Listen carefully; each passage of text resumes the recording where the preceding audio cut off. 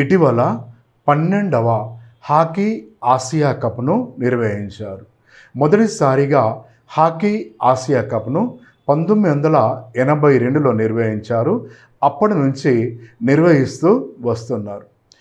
ఈ కప్ నిర్వహించే సంస్థ ఏహెచ్ఎఫ్, ఆసియా హాకీ ఫెడరేషన్. ఈ సంస్థ 1958వ సంవత్సరంలో ఏర్పాటు చేశారు. ఏహెచ్ఎఫ్ యొక్క ప్రధాన కార్యాలయము మలేసియా దేశం రాజధాని కౌలాలంపూర్లో ఉంది.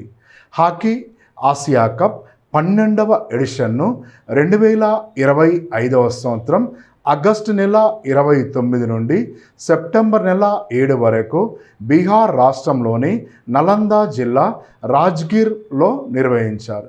ఇందులో మొత్తం 8 దేశాలు పాల్గొన్నాయి. ఈ దేశాల మధ్య 24 మ్యాచ్లు నిర్వహించారు. ప్రస్తుత విజేత ఇండియా, రన్నరప్ సౌత్ కొరియా. ఇప్పటి వరకు అధిక సార్లు హాకీ ఆసియా కప్ను గెలుపొందిన దేశము సౌత్ కొరియా 5 సార్లు, రెండవ స్థానంలో ఇండియా 4 సార్లు గెలుపొందింది. ఈ కప్లో మొత్తం 164 గోల్స్ నమోదయ్యాయి.